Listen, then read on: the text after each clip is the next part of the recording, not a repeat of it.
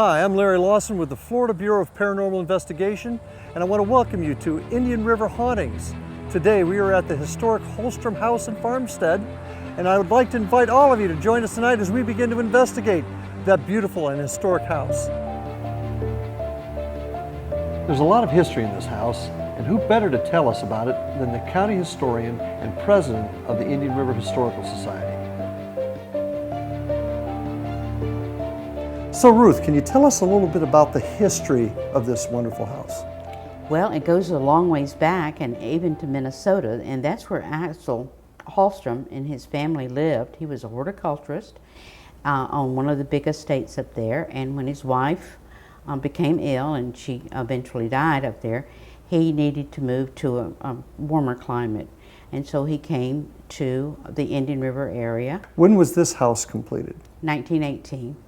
And again, it had been built on since 1914, and it's kind of unique in the fact that it was a house that was so different from all the other houses in this little section of Indian River County. But this house was several stories high, made of brick.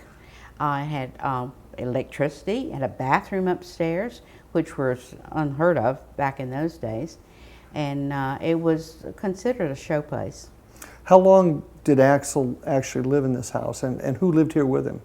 Well, when his wife died, they had only one child, Ruth, and when they moved to Florida, Axel's sister came, Joanna, to take care of Ruth, and they lived in the house. He lived in the rest of his life and Ruth's life. So Ruth, Axel's daughter died in 1999. How did the Indian River County Historical Society come to be in possession of the house afterwards? Ruth had been a charter member from when we first began in 1983, and so she left us the house in 5 acres for the Historical Society to make a house museum, which we proceeded to do.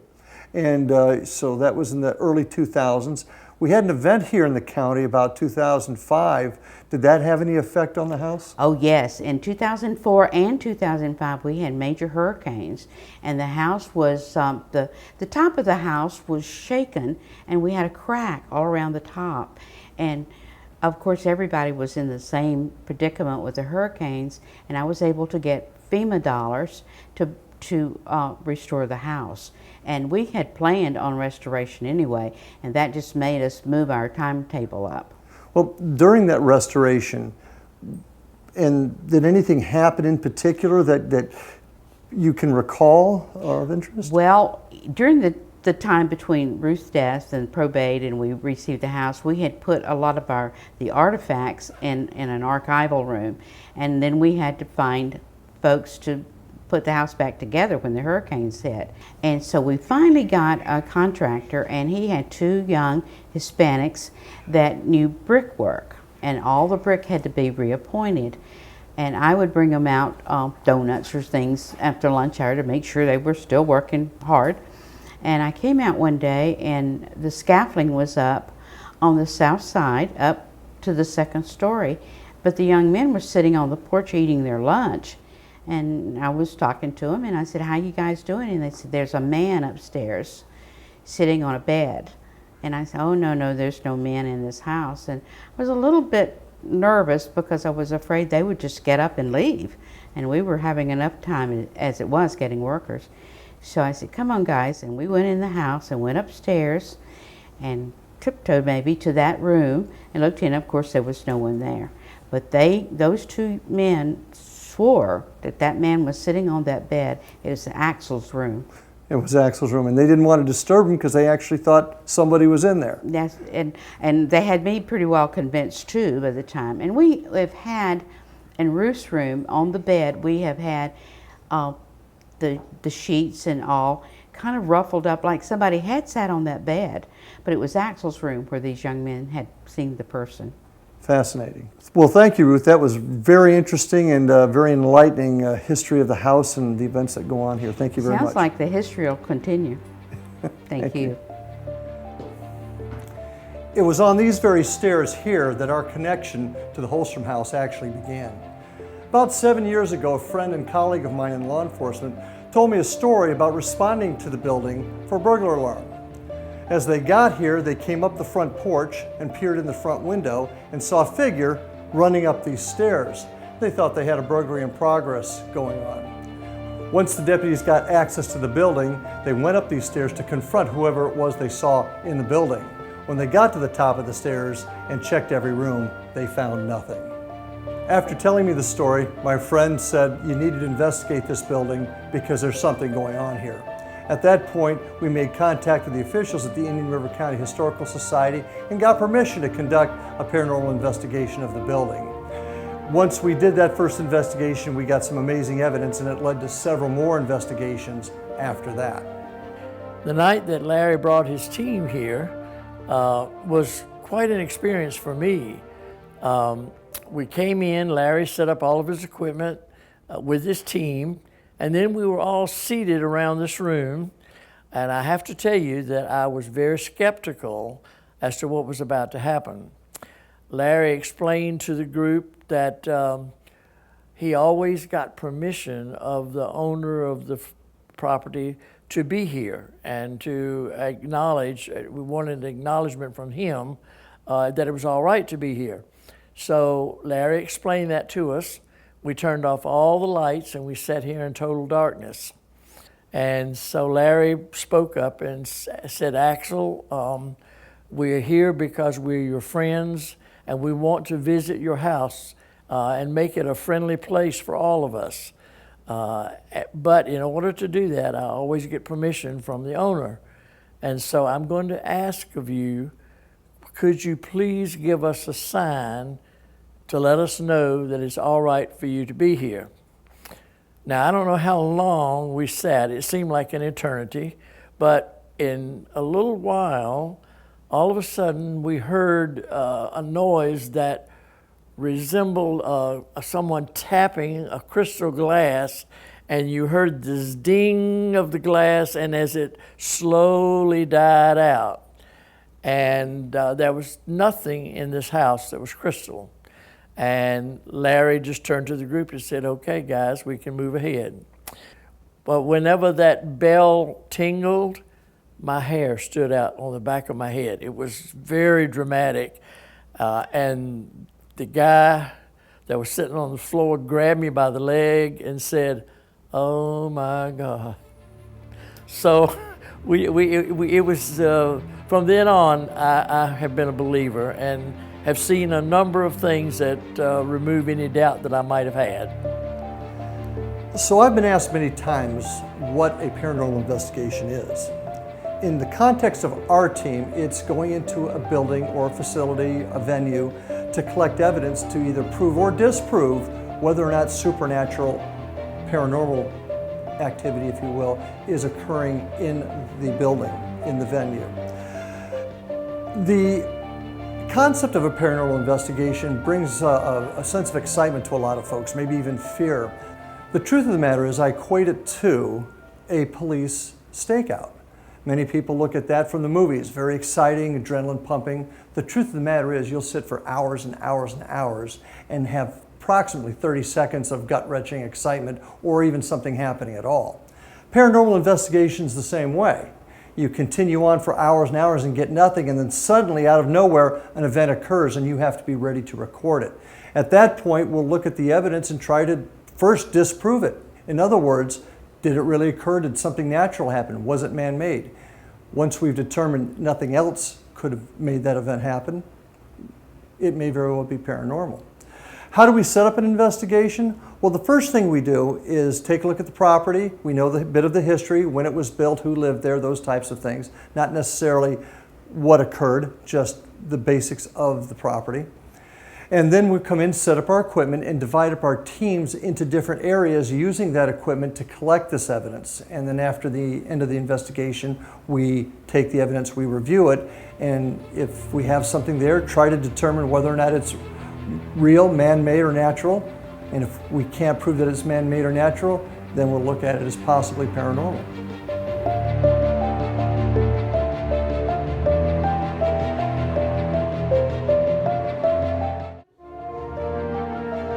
I don't have the column in the picture. I have the trunk and then the chairs. When we do an investigation, the first thing we do is set up our equipment in different rooms.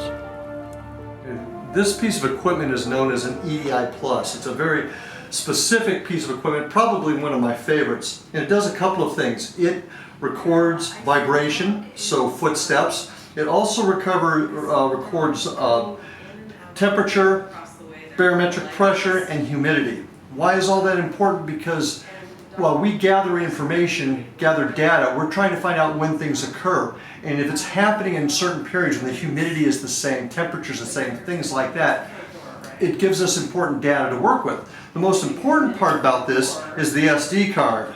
This particular piece of equipment is designed to record everything so that I've got a listing from the time I hit record until the time I turn it off. And it gives me data back, and data is what it's all about. We also Skype with Chris, a medium from England, who gives us his impressions of the location we're investigating. Out here again, trying to get the stuff that we know is going on out here documented as best we can. We've got some new protocols that are going on. Spanky's going to explain that to you, as well as tell you what teams that you're going to be on. It's going to be a good night. I got a good feeling. Thanks everybody for being here. Well, I think we got everybody that's going to be here. So before Spanky goes ahead and gives you the assignments, let's take a minute to say an opening prayer. Father in heaven, please protect us as we begin our investigation tonight. Please put a white shining light of protection over us. Don't allow anything to come through that might harm us.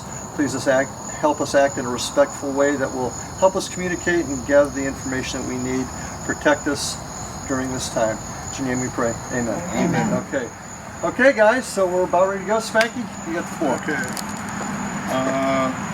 First thing, I'll be the team leader. Tina, Jill, and Candace will be with me. Spanky, can I add something to that? Yes. Upstairs, be careful up there tonight. Okay, always be careful, but be careful upstairs. In the attic. Yes, thank you for clarifying that. Nobody's to be up there alone tonight. Do you understand? Nobody. Safety, safety, safety. Everybody please be careful. Nobody is alone tonight. Nobody is alone. Okay? So. While I set up the command station, the rest of the team breaks up to cover different areas.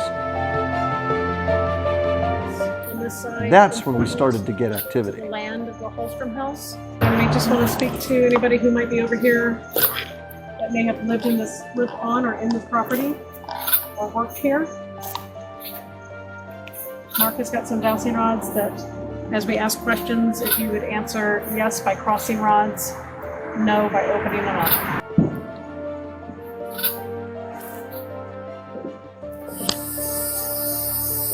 Okay, can you reset both sets of rods, please? Reset of rods, please.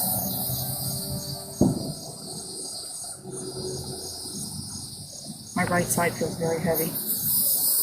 My finger, please reset. Tingly. Right hand, left hand? Right hand. Both Very sets. tingly. Thank you. Both sets reset. The right side keeps moving. Yeah. But that's where they were both feeling on the right side. Oh, She could be standing next to you there. Yep. She's just pushing it over. Miss I Ruth, gotcha. can you take both of the rods that Tina's holding and point where you're standing?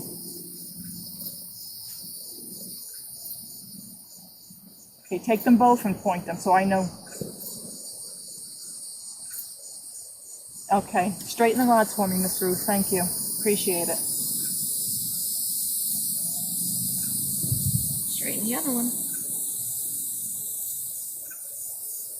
Straighten the other one So for me. weird, I get that tingly feeling in my right finger again. Okay.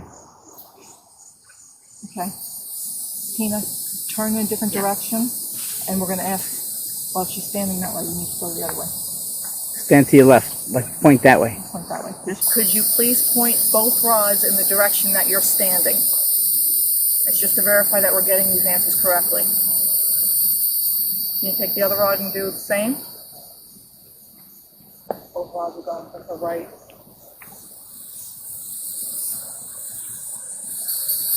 Okay, can you reset the rods for me? Because now I can feel it in both hands. Weird. Miss Ruth, set the rods, reset please.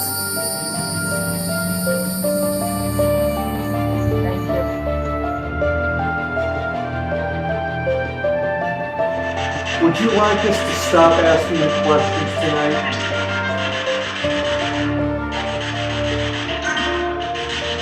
Ruth spent a lot of time on the porch as well. Was that you, Ruth, who just turned on the flashlight? If that was you, can you turn it off again?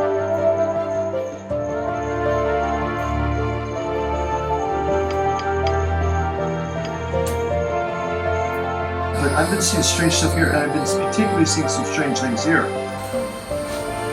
Did you see I've seen that? that orb just fly up. Yeah, and now, that one, did you see that one that went they're right? fast. When you get upstairs, I'll turn it. make her see if you can't get something to happen up there physically. Okay. All right? I don't want you to I know, not agitating. agitate. We were seeing a lot of activity in the attic, so we sent 2 of our team up to investigate. There were a couple of hits that they got, I think, on dowsing rods a little bit earlier, so Larry asked us to come up and do a portal session.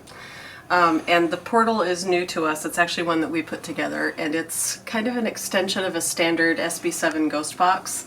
The idea behind it is taking the ghost box, running it through a digital, a noise reducer, which takes a lot of that background noise out, then running it through a digital reverb pedal. These are just all pedals that go with electric guitars, that type of thing. And when you run it through the digital reverb, it kind of puts that reverb sound into it, which is kind of cool, and allows us to hear what comes through a little bit better. And then putting it out of an amp, just a little Black Star amp. We'd like to have a word with you. Is there someone that would step forward, please?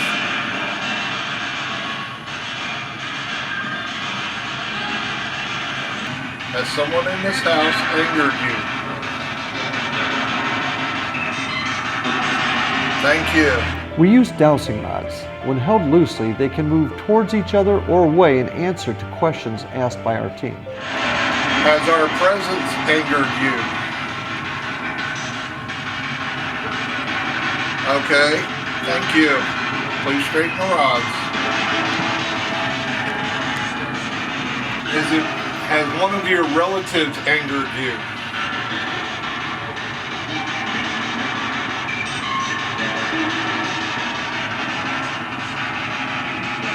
Are you mad because you had to come take care of Axel's daughter?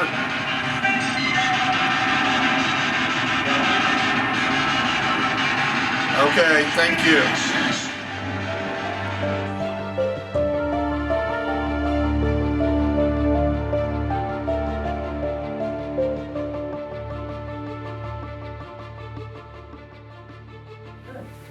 Okay, guys, let's talk about Holstrom House. Had a pretty good night that night. I really want to talk to you guys about what happened in the attic. You know, Chris over Skype from England gave us some really good information on what was going up in the attic. And you guys went up there, had a pretty good session, I understand, right? We did. Can you kind of share with the rest of the gang? Well, we started out with using a portal machine, and we really didn't get too many answers with that. And then all of a sudden, Sherry felt something next to her. Her hair on her arm started standing up. She felt like it brushed against her. She was sitting across from me. And when that happened, we decided to start doing dowsing rods. And so Sherry was doing dowsing rods. At that point, I quit writing any notes because I needed to use flashlight for filming reasons. Right, good. And so there's nothing written down about it, but we did film it. Okay. And we got the information. And during that session, we learned a lot about what was her name? Joanna. Joanna. Okay, so you're talking about Joanna, Axel's sister, who came down to help. Yes. Okay. And her anger was not at us being there, but her not being able to live her life. Axel had brought her in to take care of his daughter, and at that time, she moved from, I believe it was Chicago. Right. And so she more or less put her life on hold to take care of Axel and his daughter. And we learned through that with the dowsing rods, she regretted it. She didn't have a life of her own. And you were doing the rods, right? Yep, I had the rods. how did that feel? I mean, what Well, it was interesting because in starting the rods, Spanky asked some great questions, and he was asking questions along the lines of, are you? Chris had given us the information that the person was a woman and that she was unhappy or angry. Like I think he said spit and feathers. Yeah. And so then we started questioning along that line, saying, are you unhappy that we're here? And we got a no. Well, are you unhappy with someone in the family? And we got a yes. Mm-hmm. And then all of a sudden, something just kind of dawned on me, and I just said, well, no, wait a minute. She's unhappy because she has given up her life and doesn't feel like she was ever acknowledged. And so then we started asking questions along that route and got a lot of answers. So. And we got quite a bit of it on the surveillance camera that was up there, and we could see what was going on. It looked like it was pretty intense. It was. And the answers were right away. It wasn't like they took a long time with the dowsing rods. I mean, it was yes or no. Right away. For me, it was really clear to feel, because it was all of a sudden, it just was clear what was happening. And she wasn't angry. She wasn't spitting feathers in that same way. It was for this particular reason. Okay. And it just, I can't really explain where that came from. But we just went with that line of questioning, and it turned out to be really great. And what the coolest thing is after we were finished, we went downstairs. We went immediately to the war room area where Al with Holstrom was sitting, and said, "Hey, this is what we got. This was the impression that came out. These are the answers." And he said, all of that is absolutely right, and we know because we have Johanna's diaries and letters that she wrote to her sister in Sweden. If you read in her journals, you pick up on that very rapidly, that she was almost felt used. Disappointment and the anger and of not getting to go live her life. So the neat part is if we wanted to sit down and go through that, we would be able to see it. So we got the answers that you got through the work with the dowsing rods, confirmed with the actual writings of the person you were talking to. It was really amazing. Yeah, that we knew nothing about. And see, that's what it's all about, being able to take the evidence we get in these investigations and compare it with the actual historic record. That was pretty great. And I'm hoping perhaps he'll give us the chance to look at that stuff sometime, because that would be really amazing just to see it from her. Excellent. Okay, good deal. Good experience. Great job, guys. Okay, now, Tina, Jill, you had something pretty exciting happen out by the picnic table towards the rear of the property, correct? Yes. Okay, tell the gang what happened there. We were outside and we set up a millimeter, and it all of a sudden just jumped up to 2.6, and then it went down to 3, 2, and then it jumped back up to 1.5 for no reason. Okay, I got to ask you a question here. Any electrical wires or anything No, around? we were doing the baseline. There was nothing around, no electrical. So you did a baseline there and got nothing. Always. Okay, very good. Okay, so what happened next? We decided to do a dowsing rod session, and I like to do where there's more than one person doing the dowsing rods, because I like to see if we're getting the same answers for the same question. And Tina and I decided to do that, and Candace was writing down the answers, and every question we asked, both of us started moving to the same answers, which is really strange, I thought anyway. What'd you think about it? I thought it was interesting, that we were getting the same answers.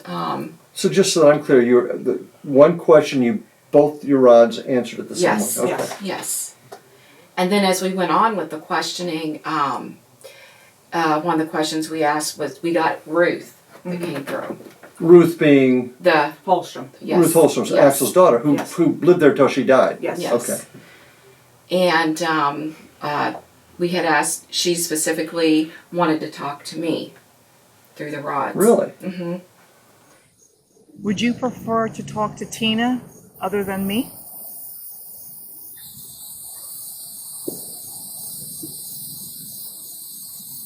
Tina's going, yes. And so asked her a few questions, and which she answered, and she was actually standing next to me. Yeah, we had turned and we said, "Can you, Ruth, if that's you, could you please take the dowsing rods and point them both where they are?" And both our sets moved to the right. And then we both flipped. Yes. And we said, can you, again, point these rods to where you're standing, and it went to the same direction, both rods, When rods. when you say flipped, what do you mean? You just We were facing one way, and then we turned directions and faced the opposite way. Gotcha. Oh, great. That was great. Yeah. Yeah. That was really good. Just to validate, you know. Great idea. Yeah. Yeah, so absolutely validated. Yeah, very good. Okay. Excellent. Anything else in that particular session of interest? Not really. That was. Yeah. Oh no, we did when we were doing the dowsing rods. We both started feeling tingling and Yes. energy up on the right side, both her side and my side, both. Yeah, and with her standing next to me, I could actually feel like the energy, like kind of like a battery that's full, and I could just start to feel like I was drained. Wow. Okay. Yeah, you were tired after that Yeah. session. Yeah. Well done, guys. That was excellent. Good. We want to thank the Indian River Historical Society for allowing us the opportunity to do an investigation at Holstrom House. I'd like to encourage you to come take a tour of the property, not to look for the supernatural, but to learn about the history and lives of the people who lived here and helped form the Treasure Coast.